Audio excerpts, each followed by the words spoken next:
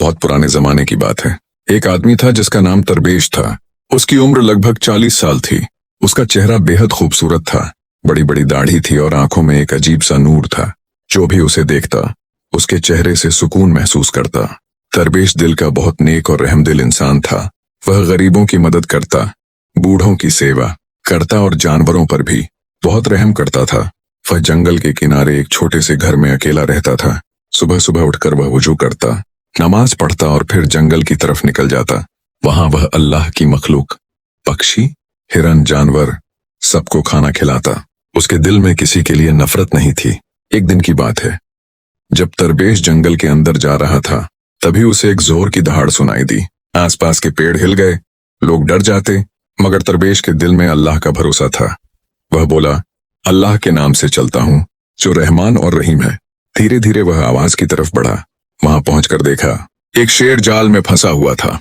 उसका गला रस्सी से कस गया था और उसके शरीर पर चोटें थीं। शेर दर्द से कराह रहा था। तरबेश ने थोड़ी देर उसे देखा, फिर जमीन पर बैठ गया और बोला, डर मत, मैं तेरा दुश्मन नहीं हूं। उसने अपनी छुरी से रस्सी काट दी। शेर आजाद हुआ।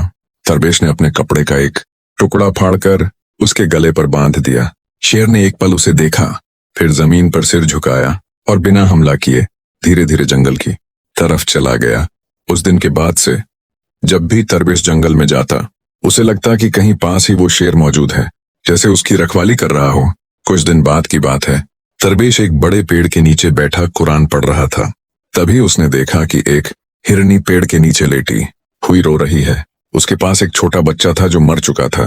हिरनी बार बार उसे सूंघती और फिर जमीन पर सिर रख देती। तरबेश का दिल पिघल गया।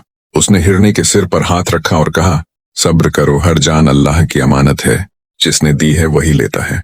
उसने हिरनी को पानी पिलाया, उसके पास बैठा रहा और कुरान की कुछ आयतें पढ़ी।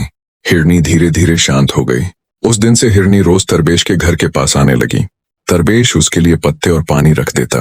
वह बिना डरे उसके पास आती और कभी कभी उसके कदमों के पास बैठ जाती। कुछ महीनों बाद एक शाम सूरज ढल रहा था। आसमान पर हल्की नारंगी रोशनी थी।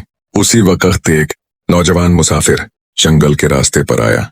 उसके कपड़े फटे हुए थे, पैरों में जूते नहीं थे और चेहरा थका हुआ था। तरबेश ने देखा तो पूछा, कौन हो बेटे? मुसाफिर ने कहा, मैं रास्ता भटक गया हूँ, 3 दिन से कुछ नहीं खाया, प्यासा हूँ। तरबेश तुरंत उसे अपने घर ले गया। उसने खाना निकाला, पानी दिया और कहा, मुसाफिर को खिलाना सुन्नत है, क्योंकि हर मुसाफिर अल्लाह का मेहमान होता है।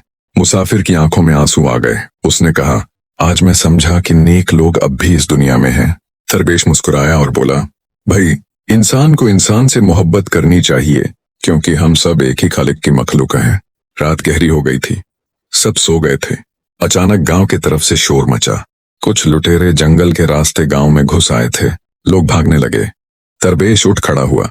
उसने अपनी लाठी उठाई और कहा, जो अल्लाह पर भरोसा रखता है उसे किसी से डर नहीं। मुसाफिर भी उसके साथ हो गया। लुटेरे पास आने लगे। तरबेश ने अल्लाहू अकबर कहा और आगे बढ़ गया।